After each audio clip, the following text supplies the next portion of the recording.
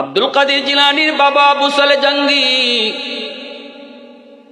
মালিককে যা বলেন, মালিক এই আমটা আমি তো খেয়ে ফেলেছি, ফলটা তো খেয়ে ফেলেছি, এখন তো আমি বুঝতেছি আমি বহুত বড় অন্যায় করে ফেলেছি, আমি তো পেটের ক্ষুধায় অস্থির ছিলাম, এবার আপনি আমারে মাফ করেন, আমাকে আপনি মাফ করেন, আমাকে আপনি মাফ করেন।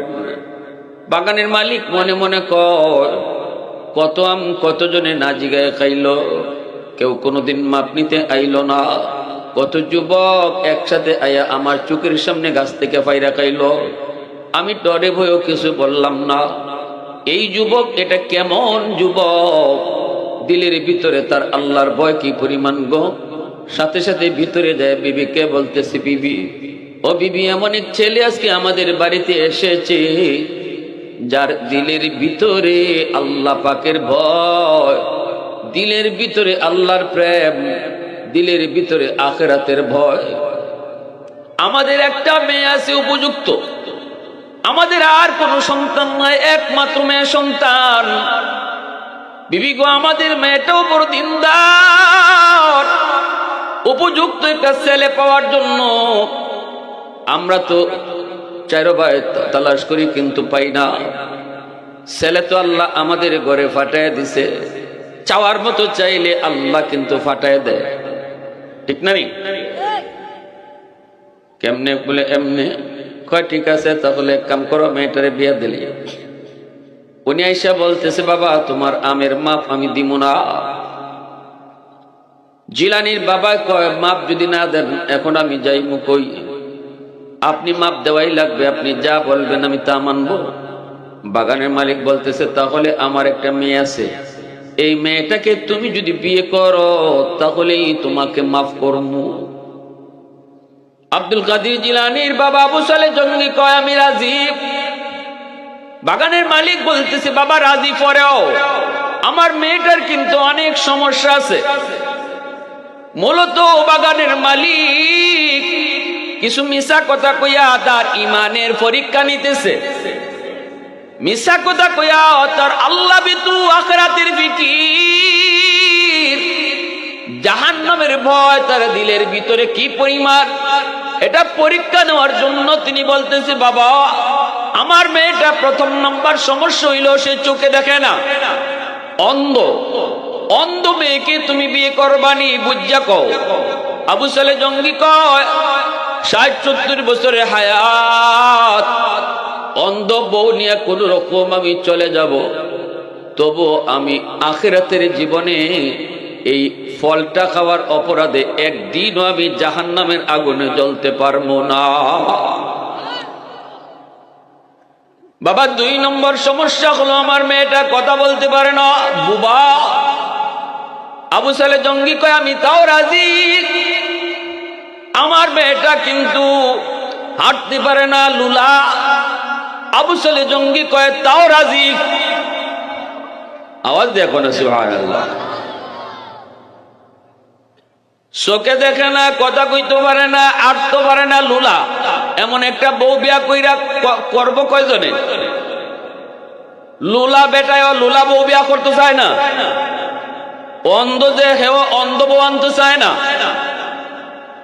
সেখানে আবু সালে জঙ্গি কয়, আমি রাজি, যত সমস্যা হোক না কেন, কালো তো কালো, অন্ধকার রজনীর মতো কালো, সব কিছু তিনি মানেন। এরপর তিনি বলেন, আমি একদিনও জাহান্নামের আগুনে জ্বলতে রাজি না, আমি পারবো না গো, জাহান্নামের আগুন আমি একদিনও জ্বলতে পারবো না। প্রয়োজনে ৬০ বছর ৭০ বছরের হায়াতের জীবন অন্ধ বউ নিয়া, বুবা বউ নিয়া, লুলা বউ নিয়ে আমি কাটায় দিব, আমি তার সেবা করব। যেখানে মানুষ বিয়া করে স্ত্রী তার স্বামীর সেবা করবে, হয়তো এখানে উল্টা হবে, আমি আমার বউয়ের সেবা করব, আমি তারে রান্না করে খাওয়াবো, আমি তারে তোলায় তোলায় খাওয়াবো, এত কিছু করতো আমি রাজি আছি, তবুও একদিনের জন্য জাহান্নামের আগুনে জ্বলতে রাজি না। তো আওয়াজ দেখো না, সুবহানাল্লাহ। বাইরে বন্ধুরা, বিবাহ হয়ে গেল, আবু সালেহ জঙ্গি তিনি বাসর করে যায় ঢুকবেন, ঢুকতেই তিনি দেখেন পুরো ঘরটা এত সুন্দর রূপসী একজন পূর্ণিমার চাঁদের মতো একজন বউ বাসর করে বসা, যার চেহারার আলোতে পুরো ঘরটা আলোকিত হয়ে গেছে। ভিতরে ঢুকতেই দেখেন মেয়েটা তার দিকে তাকাইছে, হরিণীর মতো ডাগর ডাগর চোখ, আর আওয়াজ দিয়ে কয় আসসালামু আলাইকুম ওয়া রাহমাতুল্লাহ। আবু সালেহ জঙ্গি চিন্তায় পড়ে গেলেন, পেরেশান, আর কদম তার সামনে যায় না। জায়গার মধ্যেই তিনি দাঁড়িয়ে গেলেন, জায়গার মধ্যেই দাঁড়িয়ে তিনি পিছনের দিকে ব্যাক করতেছেন আর ভয় পাইতেছেন, আমি কি ভুলে কারো ঘরে ঢুকে পড়লাম কিনা, আমি কি অন্য কারো মেয়ের ঘরে ঢুকে পড়ছি কিনা, নাকি ভুলে আমার ঘরে কেউ চলে এসেছে।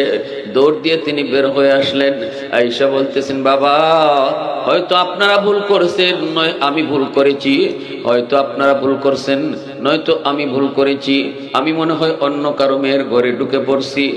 এই কথা বলতেই বাবা বলতেছে, শ্বশুর বলতেছে, বাজার কেন এমন বলো? কয় আপনি তো বলেছেন কালো, আমি তো দেখতেছি পূর্ণিমার চাঁদের মতো, আপনি তো বলেছেন চোখ নেই, আমি তো দেখলাম বড় বড় ডাগর ডাগর চোখ, আপনি তো বললেন কথা বলতে পারে না, কিন্তু সে তো আমাকে সুন্দর করে সালাম দিল। হয়তো আমি ভুল করেছি, মনে হয় আমি ভুল করেছি, অন্য কারো ঘরে ঢুকে পড়েছি, নয়তো আমার রুমে অন্য কোনো মেয়ে ঢুকে পড়েছে। তখনই শ্বশুরজি বলতেছে, বাজার কেউ ঢুকে নাই, তুমিও ভুল করো নাই। সুবহানাল্লাহ।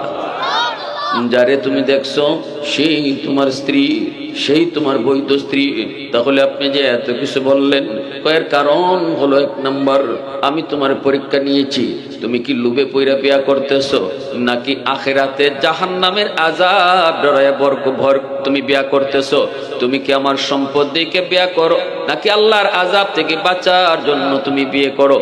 এটা পরীক্ষা নেওয়ার জন্য এমন কইছি, তবে এমন কোয়ার পিছনেও কিছু কারণ রয়েছে। আমার মেয়েটা চোখে দেখে না, এর অর্থ হলো বেগানা পুরুষ কোনোদিন আমার মেয়েটা বালেগ হওয়ার পর থেকে দেখে নাই, যার কারণে আমি কইছি চোখে দেখে না। কথা বলতে পারে না এজন্য বলেছি, কারণ আমার মেয়েটা বালেগ হওয়ার পর থেকে বাপ মা ছাড়া কারোর সাথে কথা বলে নাই, এজন্য বলছি কথা বলতে পারে না। লোলা কইছে এজন্য বালেগ হওয়ার পর থেকে আমার পর্দার বাহিরে কোথাও যায় নাই, এজন্য কইছে হাঁটতেও পারে না।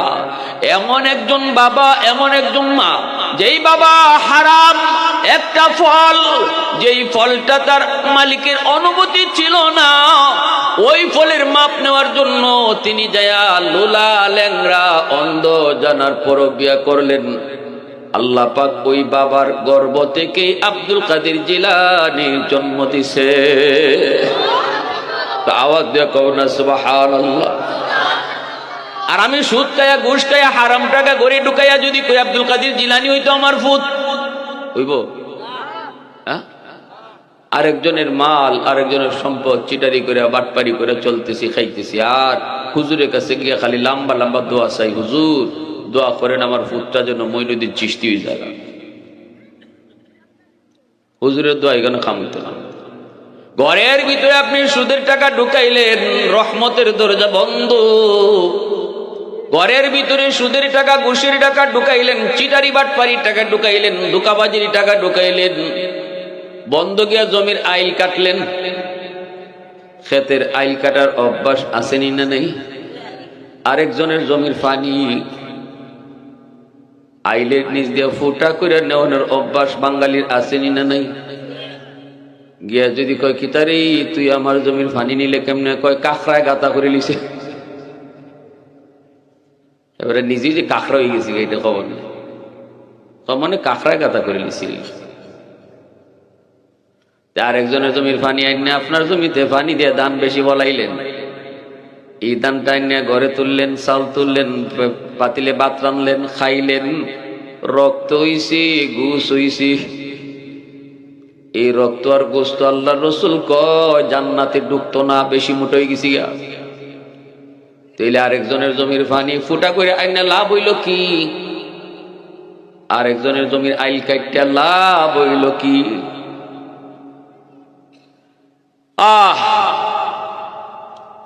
যেই করে হারাম টাকা ঢুকে এই করে রহমত আয় না। এখনকার যুগে তো মা বোনেরা এরাও পর্যন্ত সুদে টেকা লাগাইলায়। আগে তো আমরা দেখতাম খালি ধনীরা সুদে টেকা লাগাইতো, এখন তো রিক্সাওয়ালার বউও টেকা সুদে লাগায়। গরিবের বউ লাগাইলা, এখন গরিবও সুদ খাইলায়।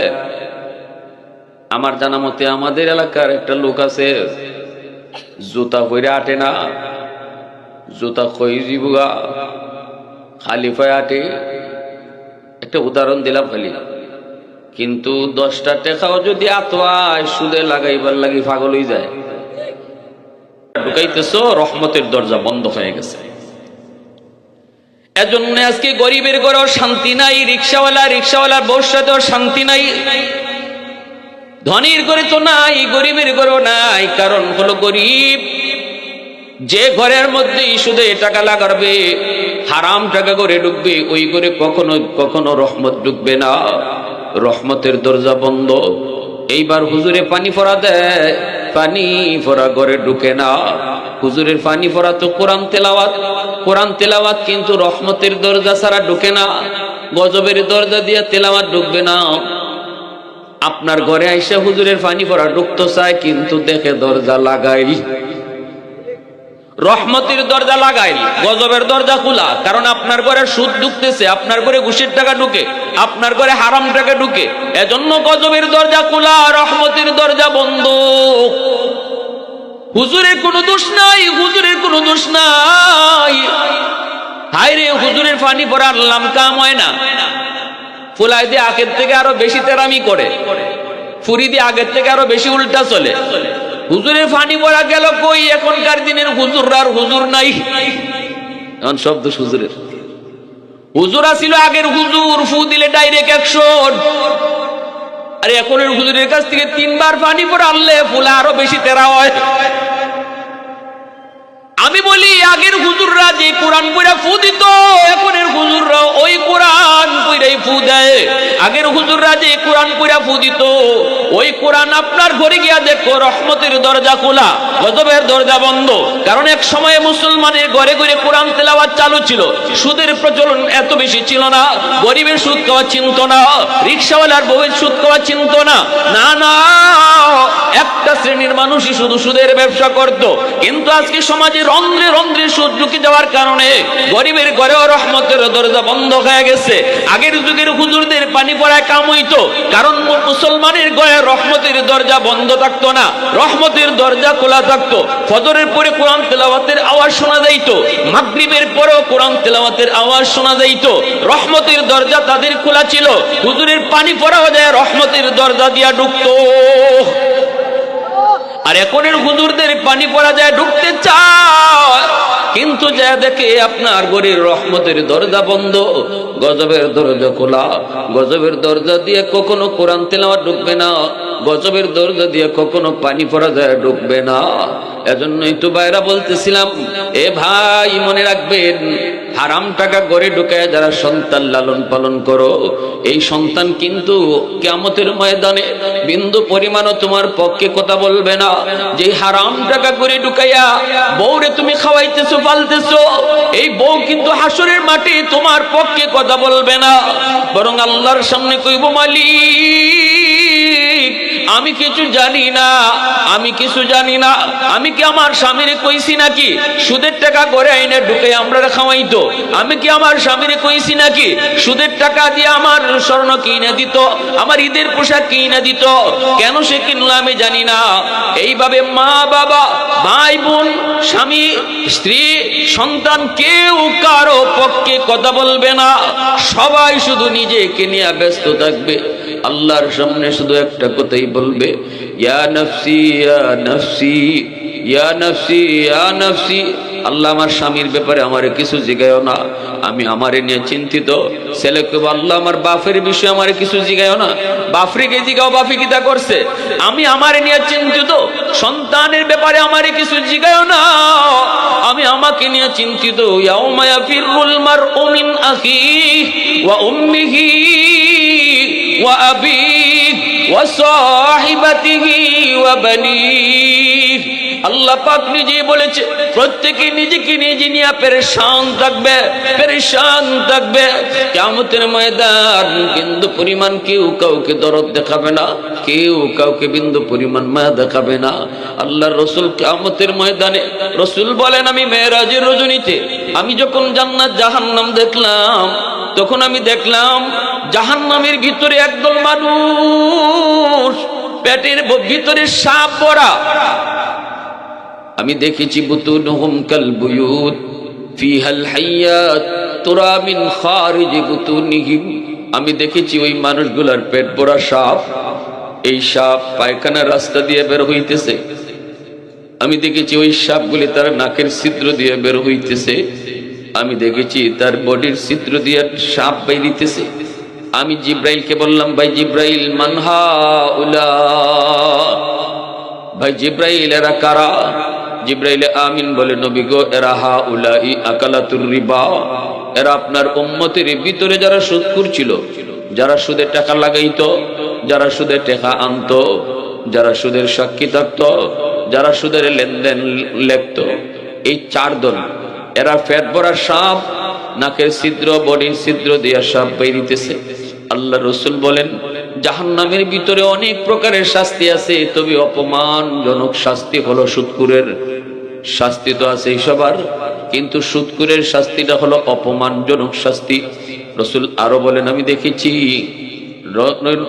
রক্তের নদীর মধ্যে তারা সাঁতরাইতেছে, কুল কিনারা পায় না, কিনারে আসা মাত্রই একজন ফেরেশতা অনেক বড় পাথর নিয়ে তার মাথার মধ্যে আঘাত করে, সাথে সাথে আবার সাগরের মাঝখানে যায়, আবার হাবুডুবু খায় রক্তের সাগরে। কে গো? জিব্রাইল।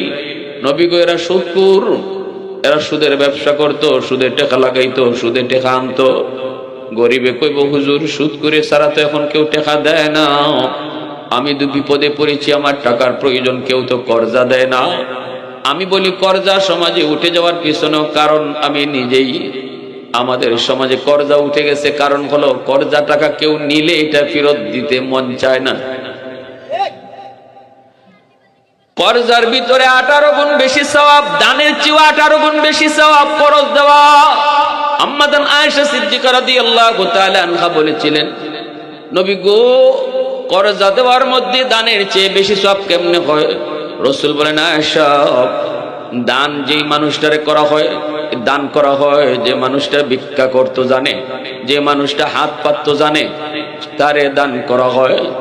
কিন্তু কর্জা ওই মানুষটারে দেওয়া হয় যেই মানুষটা সম্মানের কারণে মানুষের কাছে হাত পাততে পারে না, সল করতে পারে না।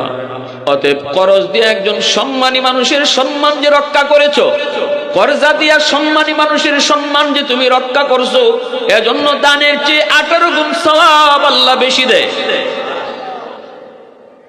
কিন্তু আমাদের সমাজে কর্জা উঠে গেল, কারণ হলো কর্জা টাকা আর ফেরত পাওয়া যায় না। জুতা ক্ষয় হয়ে যায়, কর্জা টাকা তোলা যায় না। যে মানুষটা মনে মনে নিয়ত ছিল লাগলে আমি আরো কিছু সওয়াব কামাই করব, কিন্তু কয় চুন খাইয়া যদি জিহ্বা তাল্লা ফুরে, দুধ দেখলেও ডরায়।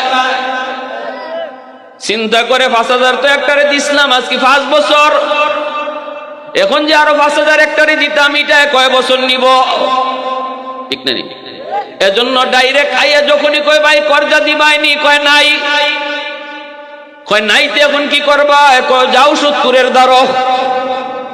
সুদখোর তো সুদের ব্যবসা লইয়া বইয়া রইছে, ডালা মেলাইয়া আইবা আর গলা খাড়া দিয়া ধরব। ঠিক না? সমাজে কর্জা উঠে যাওয়ার কারণে সুদের ব্যবসা গরম, আর কর্জা উঠে যাওয়ার পিছনে আমরা নিজেরাই দায়ী। সময় মতো দেলাইতায়, আরেকবার চাইলে পাইতায়। ঠিক না? তুমিও পাইতায়, আরেকজনে চাইলে পাইত। তুমি না দেওয়ার কারণে এখন আর কেউই দেয় না। আর এদিকে সুদখোররা হেরা তো লইয়া বই রয়েছে, আইবাই আর কইব 10,000-এ 12,000, 15,000-এ 20,000, 20,000-এ 25,000 দিবাইনি। কও লিখকে যাও, নাইলে স্বর্ণ দিয়া যাও। এরপরে দিতায় না, বাজারও ফাইলে ওই গাট্টার মধ্যে দৈরে নে হারাইব।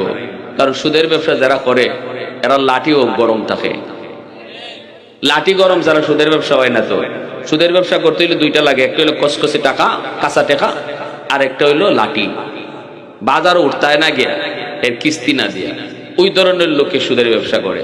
এহে তো বইই দিছে বিপদ পড়বাই আর আমার কাছে আইবা। মমি সিংহের এক বেটা হুজুর একটা উচিত ওয়াজ করছে, আমার এখন ওই এরে 5,000 টাকা দিছিলাম কর যা। 5 বছর বাড়িত গেলে গড়তে কেউ হয় নাই। আমি হুনতাছি ফুলারে আব্বা ঘুমাই দিছে, কি জাত ঘুম বুঝুন, ঘুমের মানুষে আব্বা ঘুমাই দিছে।